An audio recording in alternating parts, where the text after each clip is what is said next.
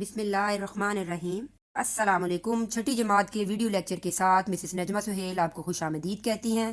مجھے امید ہے کہ آپ تمام طلبہ خیریت سے ہوں گے اور سردیوں کی چھٹیوں کو انجوائے کر رہے ہوں گے، لیکن اس سب کے ساتھ ساتھ آپ نے اپنے پیپرز کی تیاری میں بھی بہت توجہ کرنی ہے اور باقاعدگی سے نماز بھی پڑھنی۔ حدیث نبوی آپ کو بتاؤں گی، تم میں سے کوئی شخص اس وقت تک مومن نہیں ہو سکتا جب تک وہ اپنے بھائی کے لیے بھی وہی پسند نہ کرے جو وہ اپنے لیے کرتا ہے۔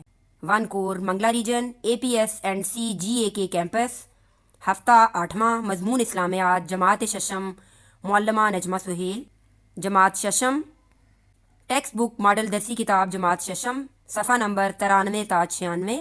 سبق اور موضوع ہے ہمارا آج کا اسلامی آداب زندگی، راستے اور سفر کے آداب۔ دستیاب ذرائع میں درسی کتاب، سمیع و بصری معاملات۔ سبق کا تعارف۔ سبق میں بچے قرآن و سنت کی روشنی میں راستے، سفر اور عوامی مقامات کے استعمال سے آگاہ ہو کر ذمہ دار شہری کی خصوصیات اپنا سکیں گے۔ تدریسی مقاصد: سبق کی درست تلفظ کے ساتھ پڑھائی کر سکیں گے، طلبہ سوالات کے جوابات نوٹ بکس پر تحریر کر سکیں گے۔ عنوان ہے آج کا ہمارا اسلامی آداب زندگی، راستے، سفر کے آداب۔ پیارے بچوں، ابھی آپ نے سوچنا ہے اور مجھے بتانا ہے کہ سفر کے لیے کون کون سے ذرائع استعمال کیے جاتے ہیں، سفر کرنے کے آداب کے بارے میں آپ کیا جانتے ہیں۔ سب بچوں نے کتابیں اپنی کھولی ہوئی ہیں۔ اسلامی آداب زندگی میں جو ہم نے عنوان آج پڑھنا ہے وہ ہے راستے اور سفر کے آداب۔ سفر کے آداب کیا ہیں اور راستے میں چلتے ہوئے ہمیں کن چیزوں کو مد نظر رکھنا چاہیے، کیا راستے کے درمیان میں چلنا چاہیے یا سفر کرتے وقت ہمیں اپنا کوئی پلان بنانا چاہیے یا کوئی دعا پڑھنی چاہیے، ان تمام چیزوں کو مد نظر رکھتے ہوئے آپ نے سوالات کے جوابات کو مکمل کرنا ہے، لکھنا ہے۔ لیکن آپ نے سب سے پہلے اس پورے چیپٹر کی بڑے اچھے سے پڑھائی کرنی ہے۔ جب آپ پڑھائی کر لیں گے تو آپ کو سوالات کے جوابات بھی لکھنے میں مشکل نہیں ہوگی اور جو خالی جگہ ہے ان کو بھی حل کرنے میں مشکل نہیں ہوگی۔ سفر کے آداب کے متعلق میں آپ کو بتاؤں گی کہ سب سے پہلے میں اس کے معنی اور مفہوم کے بارے میں آپ کو بتاؤں گی کہ آداب ادب کی جمع ہے جس کے معنی طریقہ، سلیقہ اور ڈھنگ کے ہیں۔ یوں آداب زندگی سے مراد بہتر پرسکون اور کامیاب زندگی بسر کرنے کے طور طریقے، اعمال و افکار اور عادات و اطوار ہیں۔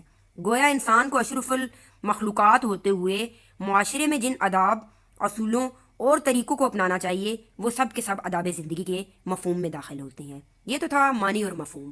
اسی طرح سفر پہ ہم نے جانا ہے، ہم نے کوئی بھی اپنی زندگی میں کوئی کام کرنا ہے تو ہمیں اس چیز کے لیے ایک مکمل ہم پلان بناتے ہیں، اس کو لکھتے ہیں اور پھر ہم اس کے اوپر عمل کرنے کی کوشش کرتے ہیں۔ اسی طرح راستے کے آداب سیرت رسول اسلامی تعلیمات کی روشنی میں کہ نبی کریم صلی اللہ علیہ وآلہ وسلم جب سفر پر جاتے تھے تو وہ اسلامی طریقے سے کس طریقے سے سفر پہ جاتے تھے، دعا پڑھتے تھے اور دعا پڑھنے کے بعد وہ اپنے آپ کو اللہ کے حوالے کر کے اور سفر پر تشریف لے کے جاتے تھے۔ اسی طریقے سے انہوں نے ہمارے لیے بھی یہی ہمیں حکم دیا ہے، رہنمائی کی ہے ہماری کہ ہم جب سفر پر جائیں تو کس طریقے سے ہم سفر پر جائیں۔ اس کی دعا بھی ہے، دعا بھی آپ نے بہت اچھے طریقے سے اس کو یاد کرنی ہے۔ میں اس کا ترجمہ آپ کے ساتھ پڑھتی ہوں۔ پاک و برتر ہے وہ ذات جس نے اس سواری کو ہمارے بس میں کر دیا، حالانکہ ہم اس پر قابو پانے والے نہ تھے، یقیناً ہمیں اپنے پروردگار کی طرف لوٹ کر جانا ہے۔ اسی طرح سفر سے واپسی پر یہ دعا تعلیم کی گئی ہے، پلٹنا ہے اپنے رب کی طرف، پلٹنا ہے اور اپنے رب ہی کے حضور توبہ ہے، ایسی توبہ جو ہم پر گناہ کا کوئی اثر باقی نہ رہنے دے۔ اس کے علاوہ اور بہت سی احادیث میں سفر اور راستے کے آداب بیان ہوئے ہیں، ان میں سے چند ایک میں آپ کو میں بتاتی ہوں۔ راستے میں ادب اور وقار کے ساتھ درمیانی چال چلی جائے، نہ کہ بہت تیز نہ کہ بہت آہستہ۔ خاکساری اور عاجزی اختیار کی جائے، تکبر سے اکڑ کر نہ چلا جائے۔ راستے میں اپنی نگاہ نیچی رکھیں اور آنے جانے والوں پر بلا وجہ نظر ڈالنے سے پرہیز کریں۔ یہ تو میں نے چند آداب آپ کو سفر میں جانے کے لیے بتائے ہیں۔ اہل بیت اطہار اور صحابہ کرام کس طریقے سے سفر کرتے تھے؟ اہل بیت اطہار اور صحابہ کرام رضی اللہ تعالیٰ عنہ کا طرز عمل۔ پرانے وقتوں میں پیارے بچوں لوگ قافلوں کی صورت میں سفر کرتے تھے، جانوروں پر سفر کرتے تھے۔ تو وہ ایسے کرتے تھے کہ قافلوں میں اپنا ایک امیر متعین کر لیتے تھے۔ امیر کا کیا مطلب ہوتا ہے؟ جو قافلے کا سربراہ ہوتا ہے۔ جیسے گھر میں آپ کے فادر یا مدر آپ کو ساتھ لے کے چلتے ہیں تو آپ کی انگلی پکڑ کر آپ کو سڑک پار کرواتے ہیں کہ کہیں آپ کھو نہ جاؤ، گر نہ جاؤ، اور آپ اچھے طریقے سے اپنی جتنی بھی آپ نے چیزیں خریدنی ہیں اپنے والدین کے زیر سایہ آپ رہ کر اس کو خرید سکو۔ اسی طرح وہ جو امیر ہوتا تھا وہ اس چیز کو دیکھتا تھا کہ میں نے پڑاؤ کہاں ڈالنا ہے، میرے ساتھ جتنے لوگ سفر میں آئے ہیں ان کو میں نے کہاں روکنا ہے، کیا جگہ محفوظ ہے، کیا جہاں وہ جانور اپنے باندھیں گے وہ جگہ محفوظ ہے، اور وہ رات یا شام کا جو ٹائم ہے وہ اچھے طریقے سے بسر کر پائیں گے۔ تو یہ امیر کا کام ہوتا تھا۔ تو قافلے کے لوگ پھر اس بندے کو امیر بناتے تھے جو اس چیز کے قابل ہوتا تھا، اہل ہوتا تھا، اور وہ ان کو بہت ہی باحفاظت اپنے منزل مقصود تک پہنچاتا تھا۔ تو مجھے امید ہے کہ آپ اس تمام سبق کو پڑھ کے سوالات کے جوابات بھی اچھے طریقے سے حل کر سکیں گے، اور جو خالی جگہ وہ بھی آپ حل کر سکیں گے۔ اب آپ نے اس پورے چیپٹر کو بہت اچھے طریقے سے پڑھنا ہے، بڑا ہی انٹرسٹنگ چیپٹر ہے یہ۔